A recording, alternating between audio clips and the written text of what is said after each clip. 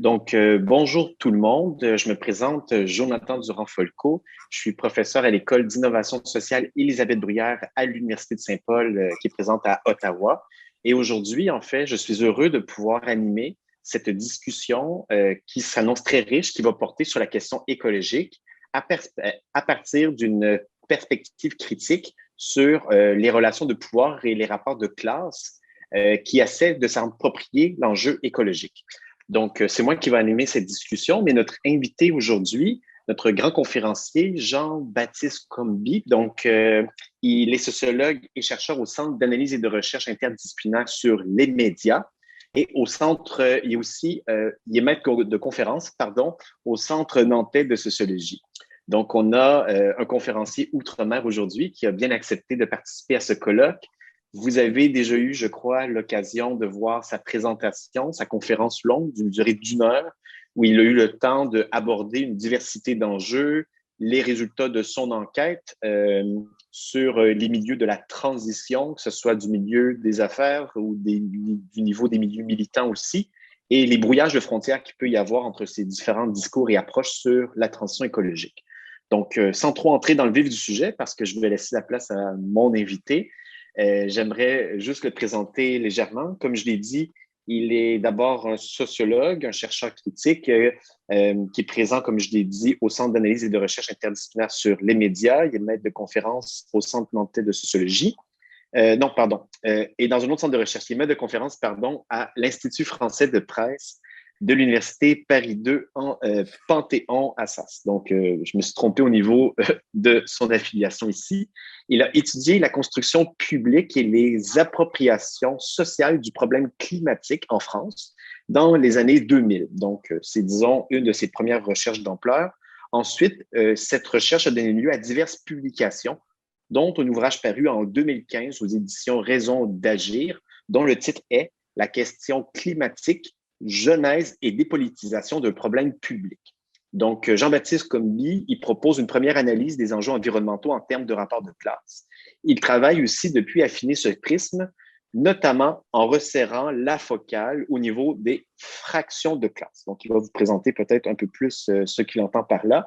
Pour ce faire, il a piloté le volet qualitatif d'un programme de recherche financé par l'Agence nationale de la recherche, qui a porté sur les rapports sociaux de la conversion écologique. Enfin, il a récemment entamé un travail sur les pratiques et les dispositifs de quantification des émissions de gaz à effet de serre des ménages. Disons, ça fait un petit survol de ces différentes recherches qui se font au carrefour de la sociologie, de la question écologique et des controverses publiques.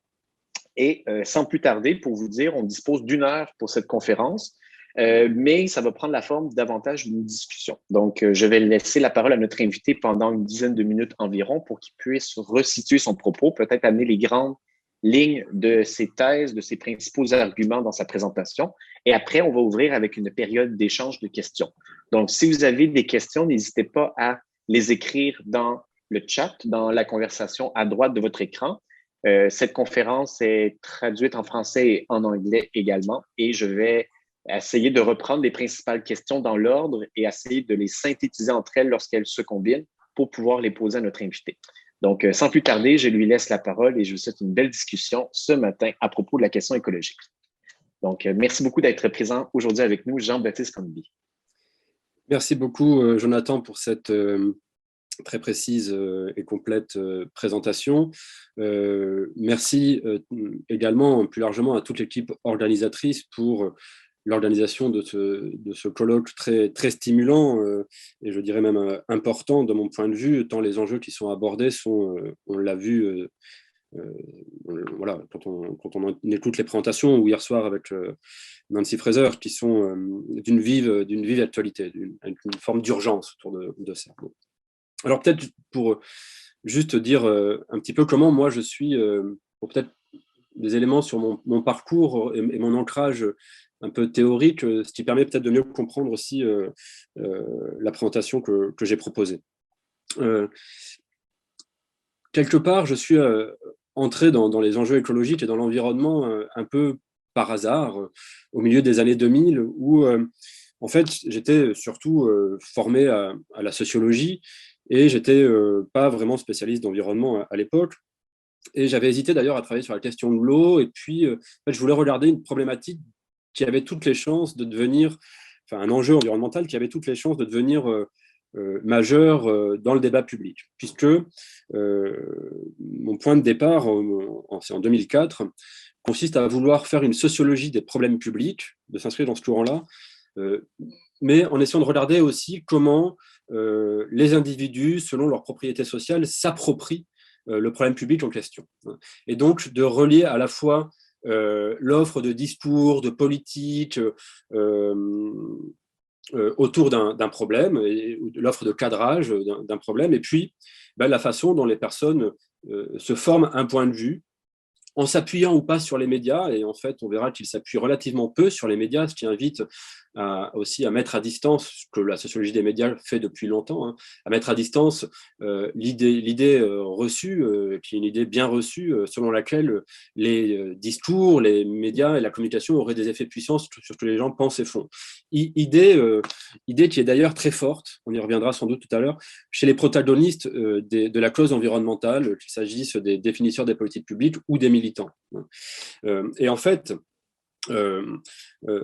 cette idée-là et la force de cette idée que la pédagogie, les documentaires, les campagnes de communication peuvent modifier les comportements, en fait, c'est quelque chose qui, c'est ce que j'ai montré en partie hein, dans mon travail qui a donné lieu à ma thèse, puis au livre qui en est issu en 2015, cette idée, cette croyance qu'on appelle une croyance médiacratique, hein, une croyance dans le pouvoir des médias, donc que les sciences sociales nous aident à déconstruire, hein, eh bien cette croyance, elle est partagée par l'ensemble des protagonistes du milieu environnemental, et c'est ce qui explique aussi voilà, qu'ils puissent se fédérer. En tout cas, j'ai pu observer qu'ils s'étaient fédérés autour de cette nécessité, de ce que j'ai appelé dans mon livre une doxa sensibilisatrice. Hein.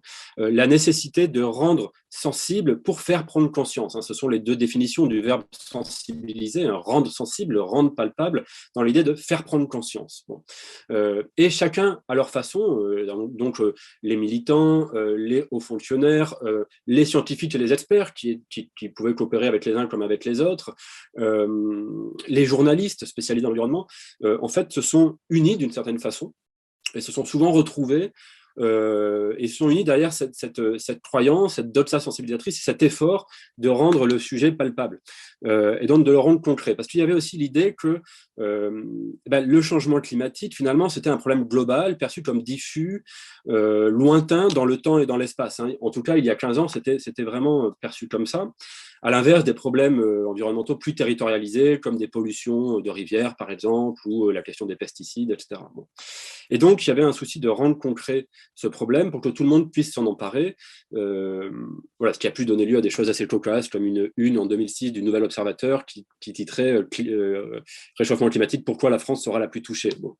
Pour comprendre le côté un peu absurde de cette une, il fallait comprendre cette obsession, quelque part, qu'avaient ces acteurs de rendre le problème plus concret, de non pas le monter en généralité, mais plutôt le descendre en proximité. Et du coup, ça a été un facteur central de la dépolitisation, ce que j'appelle la dépolitisation de l'enjeu climatique, qui a été ramené, c'est tout ce que je raconte dans le livre, hein, d'une question publique, de débat politique et collectif, on en a fait une question qui devait se résoudre dans la sphère privée de la morale individuelle. Et il se trouve que les militants environnementalistes, en tout cas jusqu'aux années 2000, à la fin des années 2000 en France, étaient privilégiés la réforme de soi, hein, la réforme de son quotidien, et ça reste quelque chose de très présent. Il y a une forte dimension morale. Même si, on y reviendra peut-être dans la discussion, elle est peut-être un peu moins présente même. Alors, tout ça pour dire que la façon dont j'appréhende les enjeux environnementaux s'appuie sur une sociologie générale. Hein, et donc, ce qui fait que je suis toujours un peu en décalage, souvent avec des collègues dont les travaux me sont très utiles, mais qui s'inscrivent dans une sociologie de l'environnement. Hein, et qui, parfois, en tout cas en France, et les travaux que je vois en France, tendent à perdre de vue des processus sociaux qui me paraissent absolument fondamentaux pour comprendre ce qui se joue, par exemple les processus de socialisation, hein, ou la prise en compte de la trajectoire sociale des protagonistes. Donc une sociologie générale, une sociologie même des problèmes publics, qui m'a amené d'emblée en fait à aller travailler sur les relations entre différents univers. Je l'ai dit, je les ai un peu mentionnés, mais je le repose. L'univers militant, l'univers des scientifiques et des experts, l'univers de la haute fonction publique ou de la fonction publique, voilà, l'univers bureaucratique, et puis l'univers des journalistes. C'était les 4 principaux univers qui étaient, engagés dans la valorisation publique, médiatique, politique de la question environnementale. Voilà. Bon. Et donc, à la fin de mon travail, j'avais donc, c'était un peu une partie exploratoire, regarder comment, en fonction des propriétés sociales des individus, ils se positionnaient par rapport à cette individualisation, cette moralisation de l'enjeu écologique. Et j'avais observé que, déjà, que, paradoxalement, c'était ceux qui contribuaient le plus aux émissions de gaz à effet de serre, qui étaient en même temps les plus à même de faire valoir leur bonne morale environnementale. Donc plutôt des personnes issues des classes sociales supérieures. Et à l'inverse, au sein des classes populaires, j'observais une forme de distance, une négociation compliquée à l'égard de ces discours, avec l'idée que faire attention à la planète, oui, mais d'abord on doit faire attention à notre portefeuille. Et donc il y avait déjà cette asymétrie par rapport à la façon dont les enjeux écologiques se donnaient à voir dans le débat public. Et par la suite, j'ai voulu creuser un petit peu ça, affiner un petit peu ça, en essayant de tenir ensemble les inégalités d'exposition aux nuisances, donc ce qui est quelque chose d'assez bien documenté par tous les mouvements de la justice environnementale, mais aussi de coupler ça avec la prise en compte des inégalités de contribution aux pollutions. Et là, ce n'est pas évident parce qu'on manque de données, il y a peu de données qui nous permettent d'avoir des éléments précis là-dessus, même s'il y en a un peu plus depuis une dizaine d'années. Donc, vous comprenez que ma perspective de travailler les rapports de classe, au-delà des seules inégalités d'exposition, les rapports de classe, là je me rends compte que je parle trop vite pour l'interprète, les rapports de classe autour de l'enjeu écologique. Alors, j'ai à peu près établi un certain nombre de choses concernant les classes populaires, où là, il y a des publications qui sont en cours, j'ai travaillé avec d'autres collègues, et au départ, je pensais un peu parler de ça, quand Sylvain Lefebvre m'a contacté en juillet dernier. Et puis, entre-temps, donc, j'ai progressé sur la compréhension de ce qui se jouait cette fois au niveau des classes dominantes, et j'ai choisi finalement de parler de ça parce que pour 2 raisons. La première, c'est que j'observe, en tout cas en France, qu'il y a beaucoup de travaux en cours sur les classes populaires et l'environnement. Il y a une dynamique de recherche qui est en train de s'installer à ce niveau-là, ce qui est une excellente nouvelle. Mais par contre, il y a beaucoup moins de travaux, beaucoup moins de choses sur ce qui se joue au niveau des bourgeoisies, petites bourgeoisies, bourgeoisie, haute bourgeoisie, des classes dominantes, etc. Or, donc ça, c'était une première raison, c'était de faire ce constat-là et de se dire il faut aussi aller voir ce qui se passe là, parce que, deuxième raison, ce sont en plus probablement à ce niveau-là que les styles de vie, que les options politiques sont les plus problématiques, ou dont on peut a priori se dire qu'elles sont les plus contradictoires ou contraires aux enjeux, aux exigences environnementales contemporaines. Et donc, voilà. Du coup, là, ce que je vous ai proposé, je l'avais dit dans ma présentation, c'est vraiment des travaux en cours, c'est un chantier en cours, et ce n'est pas juste une formule, hein, c'est une réalité. Donc, il y a encore beaucoup d'angles morts, il y a encore beaucoup de choses à affiner, à préciser. Par exemple, je pense que ce que je mets au jour, là, cet ethos pondérateur, ce principe distinctif de dépassement des contradictions par la critique des excès, je pense que mon argument, c'est que c'est une modalité centrale, vraiment importante pour comprendre comment beaucoup de membres des classes dominantes s'approprient les enjeux écologiques, mais ça ne résume pas tout. Voilà, ça ne résume pas tout, il y a d'autres choses.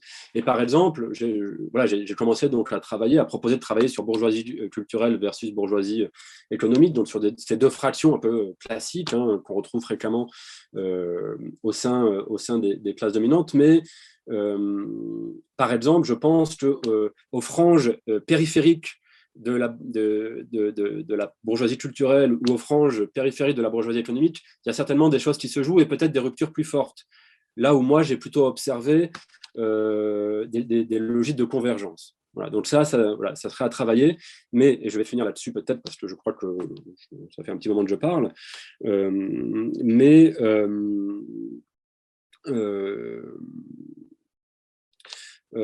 ces logiques de convergence me semblent importantes parce que elles donnent à voir d'autres formes, d'autres modalités de dépolitisation, et puis elles permettent, je crois que c'était très important quand je relisais le cadrage du colloque, de travailler sur effectivement ces logiques d'intermédiation, d'hybridation, parce que en fait ce sont il y a des frontières, mais ces frontières ne sont pas étanches. Et c'est ça qu'il faut. Et du coup, c'est important de travailler aussi sur ce qui se passe au niveau de ces frontières pour comprendre ce qui se passe peut-être en d'autres endroits. Voilà. Donc, je vais peut-être en rester là, juste pour dire que, parce que ça va lancer la discussion, je crois, par rapport aux questions que j'ai commencé qui m'ont été envoyées avant cette présentation, cette discussion. Ce qui nous manque, et un travail qui reste à faire, c'est une cartographie à la fois du mouvement écologiste, de la relation entre les différentes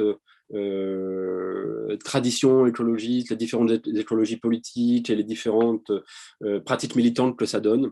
On manque de cette perspective un peu morphologique.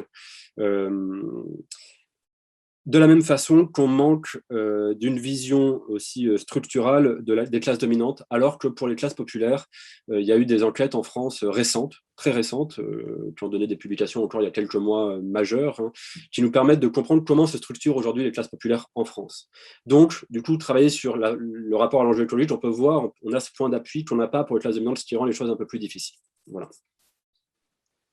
Super. Merci beaucoup, en fait, pour cette riche mise en perspective de votre approche, des présupposés théoriques, de vos intérêts de recherche aussi, qui se concentrent un peu plus actuellement sur les classes dominantes. En lien avec peut-être la première question qui a été posée dans la conversation, puis que vous avez commencé à esquisser une brève réponse, il y a René Audet, professeur en sociologie de l'environnement, qui trouvait que dans, du moins, la présentation initiale, peut-être, vous alliez un peu vite pour associer le concept de transition au concept bourgeois. Peut-être, en fait, je peux dire que ça s'explique par le fait que vous vous concentrez sur une appropriation par ces classes dominantes du concept de transition. Mais lui insiste sur le fait, par exemple, que l'exemple du... En fait, vous donnez deux exemples. D'une part, le carrefour des innovations, où là, il y a davantage le milieu des affaires, les classes bourgeoises, économiques, culturelles et autres. Et de l'autre côté, le village des alternatives du côté de Montreuil qui s'est situé, qui est davantage militant. Et René Audet, de son côté, dit le concept de transition n'est pas homogène, c'est un concept contesté. Il y aurait en quelque sorte comme peut-être deux concepts. D'un côté, la vision bourgeoise, technocentriste de la transition qui est très dépolitisée, et de l'autre, peut-être un concept inspiré de groupes citoyens militants, d'une vision plus critique peut-être, qui serait différente. Mais dans votre présentation, vous dites en même temps qu'il y a une certaine porosité ou une certaine convergence. Donc, est-ce qu'il y a vraiment convergence? Est-ce qu'il y a deux discours qui s'affrontent pour essayer de vraiment définir ce qu'est la vraie transition? Donc, j'aimerais vous entendre sur ça. Est-ce qu'il y a deux concepts de transition, un seul, ou comment vous pouvez voir cette articulation? Bon, au départ, je pensais effectivement qu'il y avait, je m'attendais à voir effectivement cette opposition et une forme de conflictualité. Et en fait, l'enquête a montré qu'elle n'avait pas vraiment eu lieu. Et pour le comprendre, il fallait en fait comprendre cette porosité et les acteurs qui produisaient cette porosité. Donc, alors, par rapport au terme de transition, je pense, pour moi, c'est quand même un mot du pouvoir. On a des ministères de la transition, par exemple, et c'est un mot qui donne qui renferme une conception du changement, effectivement, social qui est assez linéaire et qui est plutôt incrémental, graduel, etc. Ce qui est plutôt, finalement, la conception dominante, enfin, des dominants, est acceptable pour eux, en fait, du changement. Alors que si on emploie d'autres termes, alors, transformation, par exemple, déjà, il y a une idée qu'on change les formes, hein, on change la forme, donc quelque chose d'un peu plus structurel, il me semble. Mais on pourrait parler de subversion, de transgression, etc. Voilà. Alors, ça, c'est première remarque. La deuxième remarque, c'est que ce que j'observe, c'est que tous les mouvements de la transition, les villes en transition, les quartiers en transition, c'est quelque chose qui s'est développé depuis une dizaine d'années en France. Ce sont des mouvements qui sont quand même menés par des personnes qui n'appartiennent pas aux classes populaires, ni même aux classes moyennes inférieures, même si on peut trouver des personnes qui adhèrent à ces logiques-là, issues de ces milieux un peu moins favorisés. Mais ceux qui les prennent en charge, qui les initient, ces militants-là, sont plutôt quand même des gens qui appartiennent à la petite bourgeoisie, hein, aux classes moyennes supérieures au mieux.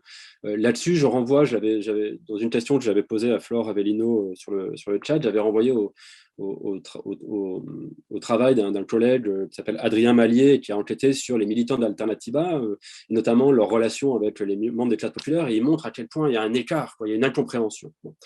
Donc, ça amène à signaler que le mouvement écologiste est, en France en tout cas, est assez peu acculturé, c'est un constat, hein, il est assez peu acculturé à la critique sociale et aux logiques d'inégalité sociale, etc.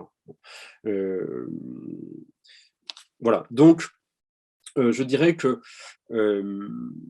mais bon, peut-être que, en réfléchissant à cette question, je me dis que peut-être qu'aussi il y a des effets de lieu, c'est-à-dire qu'en France, on ne pense pas tout à fait les choses, ou les choses ne se passent pas tout à fait de la même façon qu'au Canada.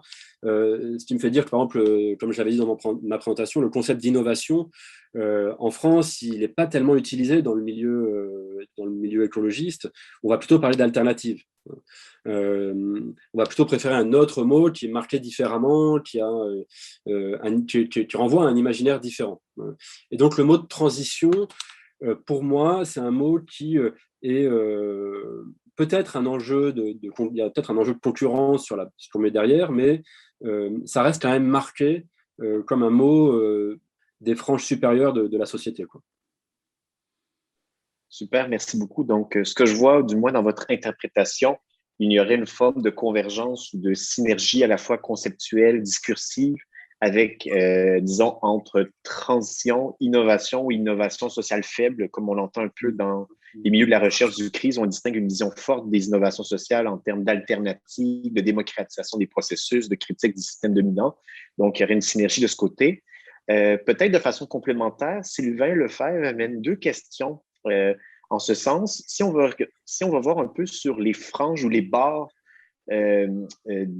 disons, du discours écologiste qui a de la difficulté à entrer dans ce paradigme, est-ce qu'il y a des éléments comme des termes comme la décroissance, la justice fiscale, ou est-ce qu'il y a des éléments peut-être en lien avec la justice environnementale ou la critique des systèmes d'oppression, ou d'autres éléments comme ça, qui se retrouvent un peu dans ces milieux et qui sera en quelque sorte une sorte de contre-discours face au discours dominant de la transition qui serait apolitique ou qui serait davantage approprié par les classes supérieures, dominantes, bourgeoises et autres. Donc, est-ce qu'il y aurait quand même dans cette configuration, mais là, est-ce que c'est le même discours? Est-ce que c'est la transition, mais on lui donne un contenu ou c'est peut-être d'autres termes, d'autres imaginaires, d'autres discours? Donc, un peu sur les franges ou les choses qui échappent à cette logique qui essaie de niveler les différences, on pourrait dire. Oui. Oui, alors il y a un mouvement, par exemple, d'ailleurs quand je disais tout à l'heure qu'il manquait une cartographie, en fait, je trouve que la présentation de Flore Avellino de ce point de vue-là est extrêmement intéressante parce que justement, elle esquisse une cartographie de ces alternatives ou innovations au niveau international. Et je trouve que c'est ce qui est très, très intéressant dans sa présentation. Eh bien, et du coup, alors pour ce qui est comme je disais, en France, ça manque, mais on voit effectivement alors c'est plutôt ancré localement, des manières de vivre collectivement dans des villages, dans des hameaux, où il y a, où ce sont des individus là aussi qui ont quand même certaines ressources, souvent sociales, et qui ont ont rompu avec, ont modifié structurellement leur mode de vie. Donc, c'est des gens, par exemple, qui sont reconvertis professionnellement en assumant une perte de revenus. Donc, il y a une collègue qui termine une thèse là-dessus, une très bonne thèse là-dessus, elle s'appelle Anne de Rugy, qui fait sa thèse avec Christian Laval, que tout le monde connaît, parce que c'est un des penseurs francophones importants sur la question des communs. Et ce qu'elle observe, c'est que c'est plutôt dans des gens qui sont issus de la bourgeoisie, mais qui sont très minoritaires. Elle le dit, c'est très minoritaire. Et elle dit, en fait, il y a une visibilité très forte dans les médias, y compris encore plus forte depuis le Covid, où il y a cette idée de retour à la campagne, à la ruralité, etc. Et donc, elle commence, enfin, la dernière présentation que j'ai entendue d'elle il y a quelques semaines, elle disait, il y a un décalage majeur entre cette idée, cette image qu'on a, qui est présente dans tous les documentaires, qui existent depuis longtemps. Il y a il y a des documentaires, il y a eu des livres sur 1000 révolutions silencieuses d'une journaliste, qui ont donné une forte visibilité publique en fait, à ces militants qui, effectivement, eux, ont rompu, en fait, d'une certaine façon, avec leur condition initiale et plutôt favorisée d'existence, dans une logique politique. Mais c'est très rare. C'est très rare, et du coup, c'est intéressant, son travail est intéressant, elle essaie de comprendre qu'est-ce qui rend possible ça, et elle montre que c'est pas forcément facile. Bon, voilà. Donc, c'est pas si fréquent, mais il y a effectivement, il y a des militants. Voilà, moi, je vous parle là depuis Nantes, je suis à une trentaine de minutes de la zone à défendre de Notre-Dame-des-Landes, où effectivement, on a des choses qui sont. Mais je pense que c'est la périphérie en fait de ces mouvements-là, et que ce que j'observe à différents niveaux, c'est que, eh bien, il n'y a pas. Et alors, c'est bien, c'est pas bien, je sais pas, mais en tout cas, il n'y a pas de conflictualité ou de rupture, et qu'il y a plutôt une forme de continuum entre ces alternatives qu'on pourrait qualifier de structurelles, radicales au sens de structurelles, et tout un tas d'initiatives sur l'alimentation, les circuits courts, etc., qui sont beaucoup plus en proximité des autorités, des institutions, voire de certains entrepreneurs sociaux qui peuvent aussi participer à cela. Et en tout cas, à chaque fois, une très faible présence des membres des classes populaires. Et ça, c'est un point qui interroge. Super, mais merci beaucoup. C'est très riche. Une question peut-être, il y a une autre question de Jean-Marc Fontan que je vais te poser sous peu. Il y a une question qui m'était venue en tête suite à la présentation que vous avez faite, parce que vous mobilisez beaucoup la sociologie critique de Pierre Bourdieu avec les concepts, entre autres, bon, les fractions de classe, les différents habitus, les questions des différentes positions sociales, des multiples acteurs qui sont en présence dans ces sphères où on cherche à s'approprier un discours, avoir des formes de légitimité ou ainsi de suite. Et je me demandais, vous avez aussi évoqué en introduction le concept d'univers, donc l'univers journalistique, l'univers militant, l'univers économique, ainsi de suite.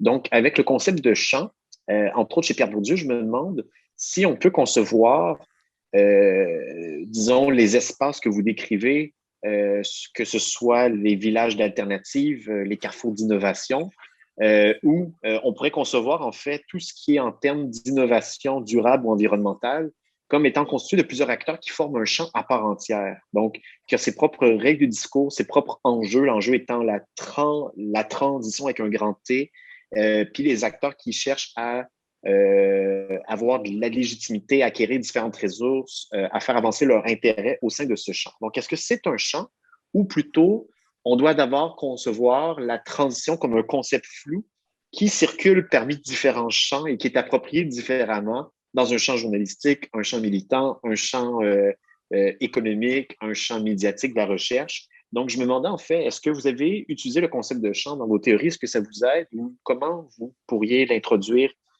pour éclairer votre propos? Alors, spontanément, ma première réponse, elle consiste à dire que, en fait, et c'est un peu ce que je crois, je montre dans la première partie de ma présentation, c'est que c'est un champ, le champ économique, au contact, et je regarde moi la zone frontière, le post-frontière, la zone contact, du mouvement écologiste. Bon. Donc j'ai plutôt, alors en sachant que pour ce qui est du mouvement écologiste, je parlerai pas de champ. Je ne dis pas qu'il n'y a pas de champ, mais moi je ne parlerai pas de champ pour deux raisons. La première, c'est que je suis assez sensible Je ne sais pas si vous connaissez ces travaux, mais en France, ils sont très importants. Les travaux de Lilian Mathieu sur l'espace des mouvements sociaux, qui a posé cette discussion-là, en fait, en disant est-ce que le concept de champ de Pierre Bourdieu est pertinent et est adapté pour penser les mouvements sociaux? Sa réponse est non. Sa réponse est de dire non, le concept de champ, dans son usage fort et rigoureux, ne marche pas. Par contre, il faut penser l'espace des mouvements sociaux en termes relationnels, structurels, avec des hiérarchies, avec des pôles, etc. Mais ça ne fait pas pour autant un champ. Et je crois que c'est d'autant plus vrai pour le mouvement écologiste. Voilà, je pense qu'il y a un espace du mouvement écologiste qui se décline différemment selon les territoires, selon les enjeux, selon les traditions militantes et finalement selon les positionnements sociaux. Un mouvement écologiste qui d'ailleurs dans les années 2000 était assez homogène, métissé, voilà, un petit peu diversifié. Alors pour ce qui est d'un champ des alternatives, pour l'instant, je dirais on ne peut pas répondre. Enfin, il faudrait enquêter. En fait, on n'a pas les données, en France en tout cas, pour y répondre. Quand j'écoutais la présentation de Flore Avellino, je me disais, il y a des choses quand même entre le Impact Hub, les entrepreneurs, voilà, et je sais pas, et Via Campesina, on est quand même dans des univers tellement différents que ça me paraît difficile d'imaginer. Enfin, il faudrait travailler sur leurs relations après, il faudrait voir. Hein.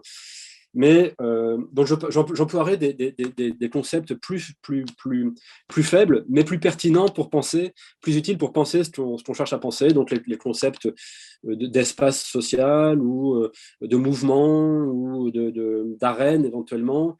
Voilà, mais mais peut-être qu'on est, voilà, peut-être qu'il y a un champ des alternatives ou des innovations en train de se constituer. Mais moi, quand même, je vois que c'est des gens qui viennent du mouvement maker, de l'économie sociale et solidaire, ce que je décris un peu dans la présentation. Hein, certains viennent vraiment de l'écologie politique, d'autres du monde de l'entreprise. Donc, c'est plutôt. Donc, du coup, moi, le concept que j'utilise le plus, en fait, on en a parlé avec Jonathan avant de débuter la discussion, mais j'avais déjà utilisé pour comprendre un petit peu la façon dont le problème climatique est devenu un problème majeur en France à la fin des années 2000. Hein. C'est donc il y a déjà 10 ans, hein, plus de 10 ans. C'est le concept que je trouve assez utile pour penser ces choses-là et que d'ailleurs aussi utilise Lilian Mathieu, c'est le concept de configuration. Donc le concept de Norbert Elias, qui est aussi un concept qui met l'accent sur les relations et les rapports de force entre différents acteurs. Voilà, et quel type d'interdépendance ils vont nouer. Donc je répondrai de cette façon-là. Et juste du coup sur le mot transition, pour revenir là-dessus, parce que je crois que c'est un point important de discussion, et moi, mon point de vue, c'est que on a besoin de clarification des positions enfin voilà, il y a un besoin de marquer, de donner des repères, des balises sur où se situent les antagonismes. Et je trouve que le mot de transition, parce que justement il est brin-de-balai d'un endroit à un autre, participe d'une forme de confusion, de brouillage idéologique, qui renvoie à un autre brouillage idéologique que j'avais perçu, qui est justement celui du rapport entre changement individuel et changement collectif. Très fort en France, le mouvement des colibris, Pierre Rabhi, Cyril Dion, qui sont des figures de l'écologie ces dernières années, finalement, alors même s'ils en reviennent, je crois en tout cas pour ce qui est de Cyril Dion, il revient un peu là-dessus, mais au départ, il y a 10, 8, 7, même 7, 6 ans, hein, c'était vraiment chacun doit faire sa part, et si chacun fait sa part, on va résoudre les problèmes. Bon, mais ça, en fait, c'est le cœur de l'idéologie néolibérale. Et donc, on voyait des néolibéraux se satisfaire parfaitement de ça et des politiques publiques qui allaient avec. Tout ça, je raconte dans mon livre. Et en fait, les militants, finalement, avaient le même discours. Alors, ils ne mettaient pas forcément les mêmes choses derrière, mais là aussi, ça crée du brouillage et de la confusion. Ce qui peut-être explique aussi cette porosité et cette faible conflictualité, parce que, voilà, en plus, on est dans des milieux où il y a une philosophie de vie qui valorise la bienveillance, l'empathie, etc. Alors, en soi, c'est bien, mais du coup, dès qu'il y a du désaccord, dès qu'il y a du conflit, oh là là, ça ne va plus, c'est délégitimé. Sauf que là, je pense que je crois que c'est ce qui ressortait aussi du propos quand même de Nancy Fraser hier, on a affaire à des enjeux de lutte, quoi, de conflit, et qu'il ne faut pas leur tourner le dos à ces enjeux-là, des enjeux de pouvoir, et qu'on a affaire à des personnes qui détiennent actuellement le pouvoir, qui ne sont pas prêtes à le lâcher. On le voit bien, hein, la répression des mouvements écologistes est importante. Voilà. Super. Bien, merci beaucoup. En fait, c'est très, très, très intéressant. Je vais revenir à la question de Jean-Marc Fontan à propos de la sociologie de l'intermédiation. Donc, en fait, il dit que nous la pratiquons beaucoup au Québec depuis les années 1980 sans poser des questions de fond sur la dilution des enjeux. Donc, vous avez posé la question d'emblée Moi, c'est l'inverse. dans votre conférence, Moi, c'est qu'il y a une dilution des enjeux dans la transition comme telle. L'enjeu, c'est qu'on peut difficilement faire sans la mobilisation du public, comme disait Dewey, pour régler les problèmes sociaux par l'enquête, la grande enquête sociale, et donc la conversation et la mise en commun de solutions. Pardon. Donc, Jean-Marc Fontan évoque entre autres les forums hybrides de Calon-Latour et sa question plus précise, en fait, dans cette approche. Avez-vous pu observer des lieux d'intermédiation qui ont réussi à partir du désaccord, donc des intérêts de classes divergents, que ce soit les militants versus les entrepreneurs, pour gérer un nouvel espace dialogique, il dit praxéologique, qui serait fondé sur la construction d'un intérêt supra-commun à tous autour de l'urgence sociale et écologique. Comment mixer non seulement des intérêts, rapports de classe au sein de la civilisation capitaliste, mais il va dire aussi d'autres épistémés de populations du Sud ou autres. Donc, est-ce que c'est possible de partir d'antagonismes, de désaccords pour créer peut-être une forme de construction, mais qui ne serait pas nécessairement une dilution des enjeux ou le plus petit dénominateur commun ou une dépolitisation? Donc, la question de Jean-Marc Fontan. Ah, c'est une question, wow. C'est une question très, très puissante, très profonde. Et alors, je disais au début de la question, de l'énonciation de la question, je disais que moi, c'est l'inverse. J'ai découvert, en fait, j'ai été amené à découvrir tous ces travaux sur l'intermédiation. Là, ces derniers mois, en fait, en faisant l'analyse de mes données empiriques, quoi, hein. Je voyais que je manquais d'outils pour comprendre ce qui se passait. Et en fait, en lisant des textes, alors moi, en France, c'est beaucoup des collèges en sociologie de la culture, sur les intermédiaires culturels. Il y a aussi, puis il y a justement Lilian Mathieu avec une autre collègue qui est en sociologie de l'art, qui a un bouquin récent de l'année dernière, il y a 2 ans, sur Penser à la frontière. Voilà, je suis allé puiser des éléments là-dedans. Puis du coup, j'ai découvert tous ces travaux sur l'intermédiation que je ne connaissais pas. Et par contre, j'arrivais avec cette problématique de la dilution, quoi. Donc j'ai fait le chemin inverse de celui décrit par Jean-Marc Fontan. Alors, pour répondre à la question, j'y ai pas assez réfléchi pour donner un point de vue définitif, mais c'est pas objectif. Par contre, ce à quoi me fait penser la question, c'est qu'il y a un lieu où il y a un peu de ça, il me semble, mais il faudrait regarder de plus près, il faudrait surtout regarder ce lieu avec cette question-là en tête, hein. C'est une petite ville dans le nord de la France. Ce qui est marrant, c'est que c'est une ville entourée d'autres villes qui, depuis des années, votent pour le Front National, pour l'extrême droite. Et c'est une petite ville où ça fait 20 ans qu'ils font une expérience éco-socialiste qui marche. Cette ville, elle s'appelle Grande-Synthe. Je ne sais pas si vous avez entendu parler. Son maire est aujourd'hui député européen, celui qui a initié cette dynamique et qui est aujourd'hui député européen, a une certaine visibilité maintenant médiatique, s'appelle Damien Carême. Vous pourrez aller regarder l'expérience de Grande-Synthe, où il y a à l'échelle de cette ville une transformation qui assume effectivement une forme de conflictualité et qui assume à la fois de se confronter aux institutions et en même temps qui arrive à dialoguer avec elles malgré tout, puisqu'ils ont des subventions pour mener des innovations. Ils ont une université populaire forte, vraiment au sens fort de l'université populaire, hein, et de l'éducation populaire. Et ils font un travail avec les habitants depuis donc 15-20 ans au quotidien. Et bon, ça marche. Alors, je crois qu'une des conditions de la réussite, c'est que c'est une ville extrêmement pauvre, où il y a 80% de membres des classes populaires. Donc, partant de là, ils montrent ce que ça peut donner avec un travail politique d'accompagnement. Il y a un travail de politisation. Par exemple, ils les font parler sur la facture et ils font des réunions d'habitants où ils échangent leurs factures, ils s'aperçoivent qu'en fait, ils se font des fois avoir. Donc, ils analysent ça. Il y a tout ça. Et il y a un travail. Et je pense que dans ces conditions-là, on peut arriver à avoir des formes d'hybridation qui ne soient pas diluantes, qui ne soient pas du plus petit dénominateur commun, mais où il y a un discours assumé d'antagonie, de conflictualité, d'injustice, et on ne va pas chercher à coller au cadre dominant, on va affirmer le nôtre. On va se rendre autonome politiquement pour définir aussi comment on vit ensemble à l'échelle de ce territoire. Et alors, voilà, je trouve que j'ai l'impression que voilà, il y a ce lieu-là, en tout cas, qui me paraît correspondre à ce que Jean-Marc Fontan suggérait. Je ne sais pas s'il est d'accord, je ne sais pas s'il connaît. Oui.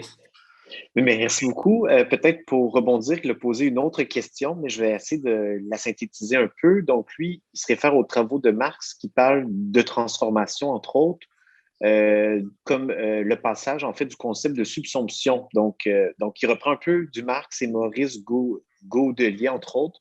Mais la question qu'il veut poser, c'est le processus de transformation est long et se traduit par le passage de la subsomption formelle et réelle.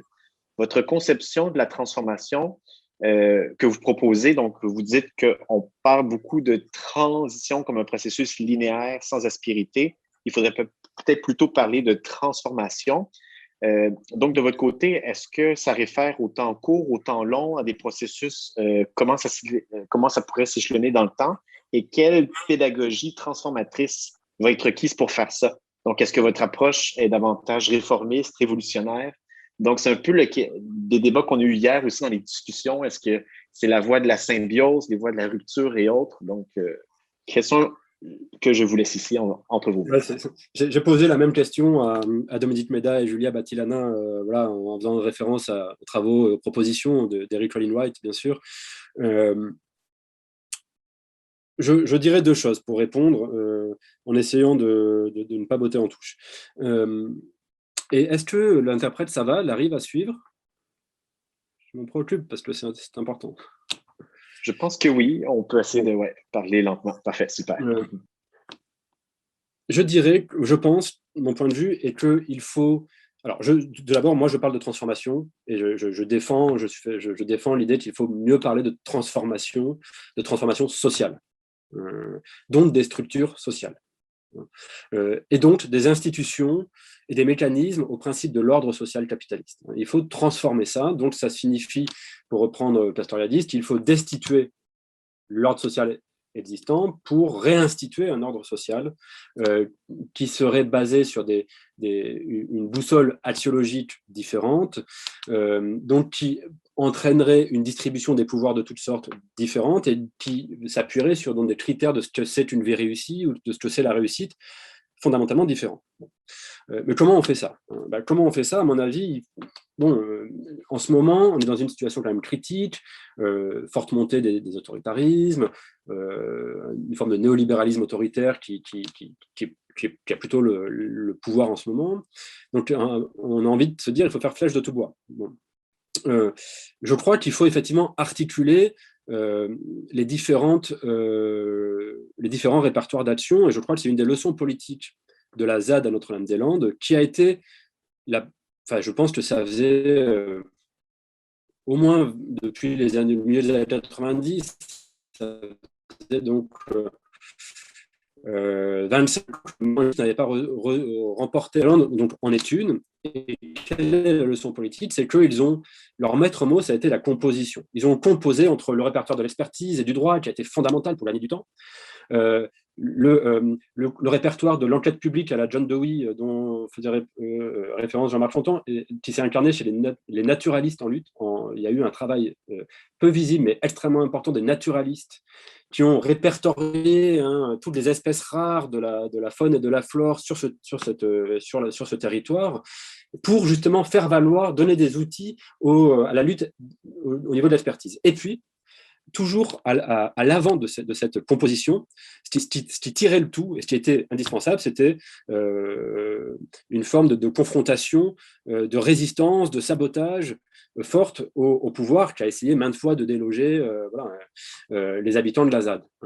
Donc, voilà, je pense que on peut pas, ça serait présomptueux et on peut pas faire de la science sociale fiction et de dire ça va se passer comme ça. Il faut, je dirais simplement deux choses, c'est que voilà, toutes les actions collectives qui impliquent des collectifs sont importantes.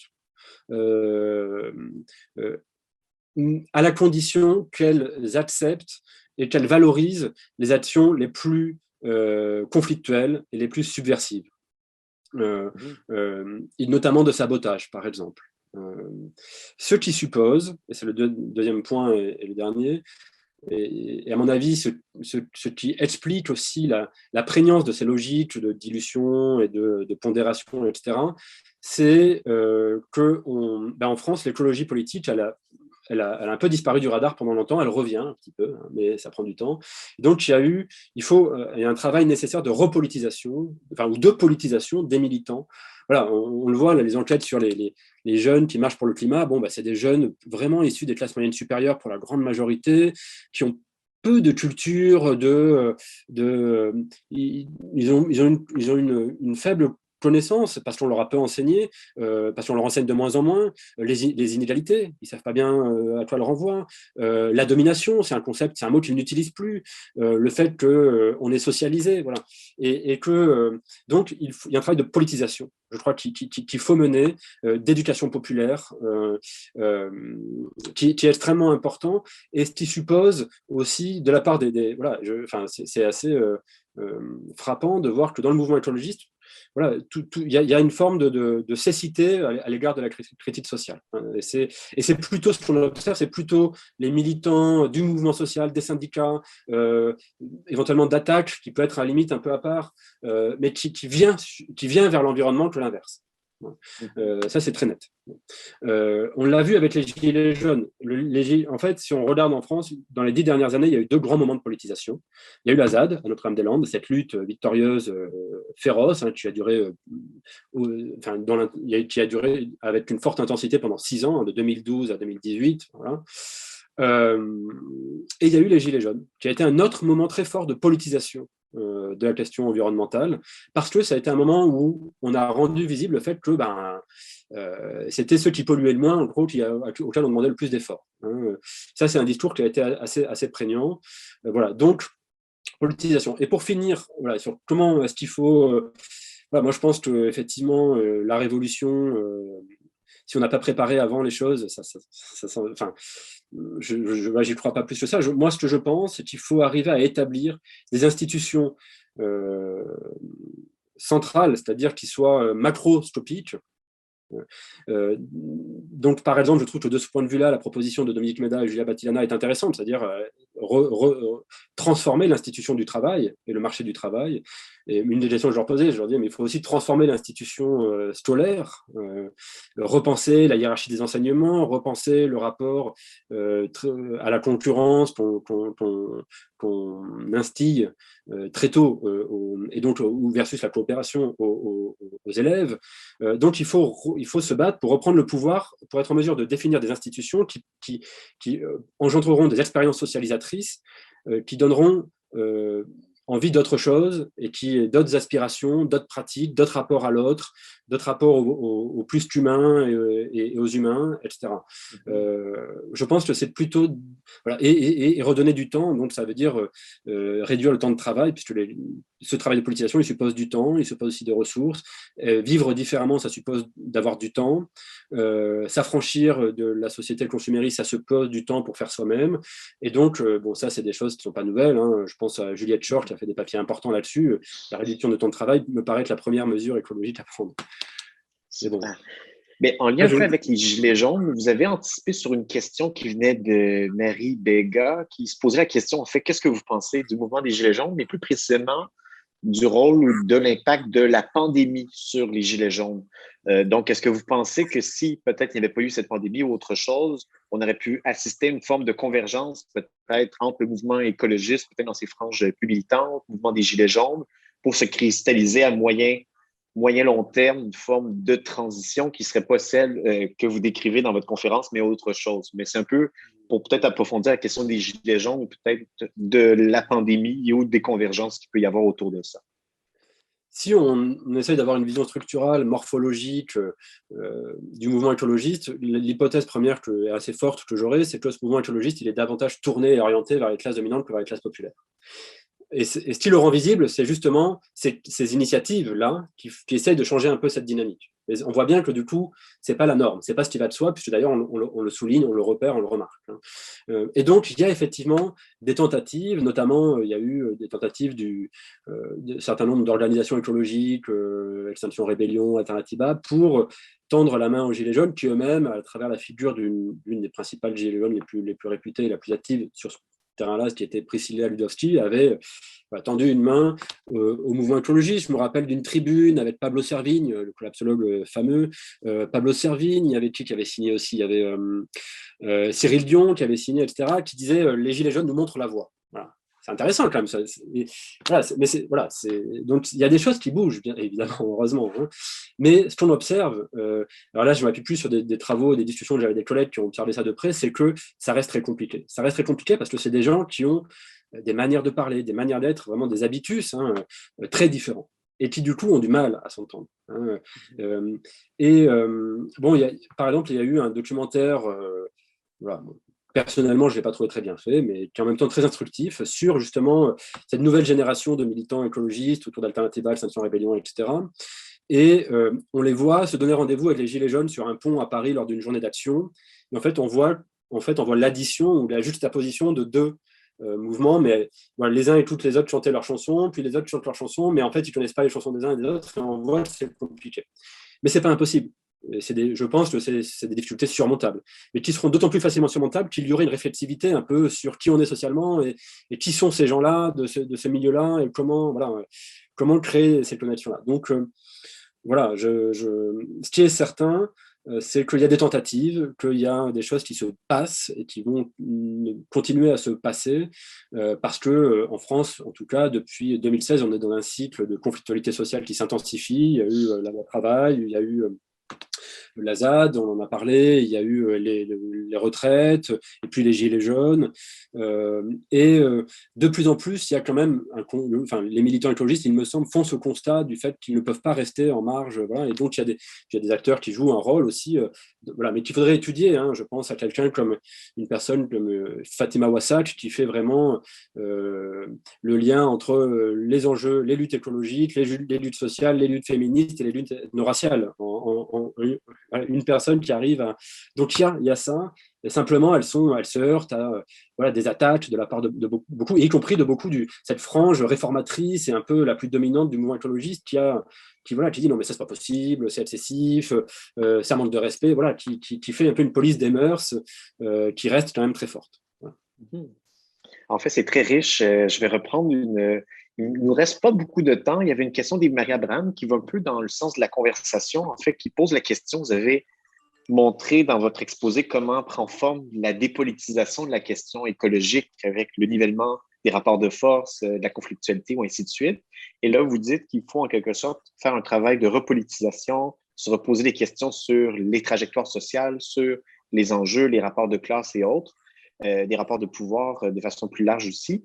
Et il y a Yves-Marie Abraham, professeur au HEC de Montréal, qui pose la question, en fait, dans ce travail de repolitisation, est-ce que vous pensez que les thèmes ou les perspectives de l'écologie des pauvres, de Juan Martinez Alière, entre autres, l'écologie de la vie quotidienne chez Gorz ou des milieux de vie, donc un peu peut-être soit inspiré de la ZAD ou d'autres choses, seraient justement peut-être des discours ou des visions plus à même de construire, en fait, cette forme d'écologie alternative qui n'est pas celle que vous avez décrite dans la présentation? J'ai envie de répondre oui, spontanément. Et ce que j'observe, c'est que ces expérimentations ou ces dynamiques-là sont... Alors, bon, l'environnemental justice en France, elle est très faible, elle est quasiment inexistante. Il n'y a quasiment pas d'organisation, de collectifs, etc., qui œuvrent vraiment à ça. Ou alors c'est récent, voilà, ça existe depuis 2-3 ans, donc ça n'a pas été encore étudié, etc., mais ça reste compliqué, si bien que les milieux populaires... alors voilà, il y a eu les Gilets jaunes, mais disons que ce n'était pas pour défendre son milieu de vie. C'était plutôt pour... et je pense qu'en tout cas, l'environnementalisme des pauvres, s'il devait se développer dans un pays comme la France, ne serait pas tant pour défendre son milieu de vie même si les classes populaires sont davantage exposées à des pollutions, mais c'est quand même des choses qui sont prises en charge, il me semble, mais ce serait plutôt pour dénoncer l'artificialité et l'exubérance des modes de vie bourgeois. On est plutôt dans un truc comme ça, et c'était plutôt de ce chemin-là qu'empruntaient les Gilets jaunes. Après, ce que je voulais dire, c'est que ces expérimentations auxquelles fait référence cette question, elles ont énormément progressé depuis 10 ans, voilà, il y en a de plus en plus, mais bon, en fait, tant qu'elles ne menacent pas, qu'elles restent inoffensives d'une façon.